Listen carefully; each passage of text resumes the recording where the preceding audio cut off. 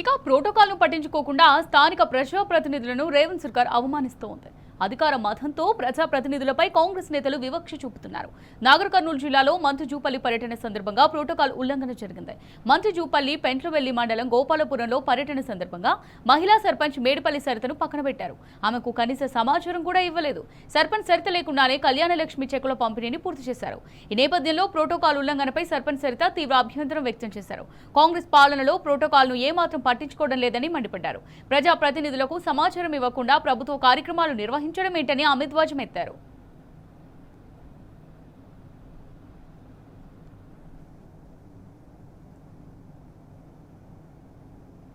గోపాలపురం గ్రామానికి వచ్చి మంత్రివర్యులు అధికారులు వచ్చి మాకు ఎలాంటి ఇంటిమేషన్ ఇవ్వకుండా కళ్యాణ లక్ష్మి చెక్కులు పంపిణీ చేయడం అది నాకు కొంచెం అమర్యాదగా ఉంది.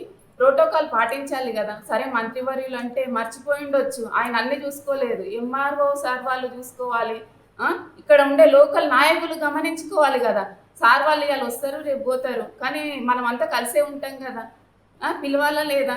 అట్లా అది కాక మళ్ళీ ఇందిరమ్మ ఇళ్ళల్లో కూడా మాకు ఎటువంటి ఇంటిమేషన్ తెలియట్లేదు. మాకు ఏం జరుగుతుంది, ఎన్ని ఇళ్ళు, అక్కడికి పోతే రావద్దు, మీ పార్టీ కాదంటే పార్టీతో సంబంధం లేదు కదా. ఇక్కడ ప్రజాపాలన అంటే ఎట్లా ఉండాలి? మొదలు సర్పంచ్ తెలిపాలి ఇక్కడ ఏం జరుగుతుంది, వాటిని ఎట్లా సాల్వ్ చేసుకుందాం. మనం అంతా ఐక్యంగా, ఎలక్షన్స్ అయిపోయినాయి, ఓట్లు అయిపోయినాయి, ఇప్పుడు అందరం కలిసి ఉండి జరిగితేనే కదా పాలన అంటే. వాళ్ళు గమనించుకోవాలి. ఎంత సర్పంచ్ లేకుండా ఇది రాక్షసత్వమైన ప్రభుత్వం కాదు, ప్రజాప్రభుత్వంలో ఎట్లా జరగాలనో అట్లా ప్రోటోకాల్ ప్రకారం జరిగితే మంచిది. ఒక మహిళను అవమానించినట్టుగా భావిస్తున్నా నేను.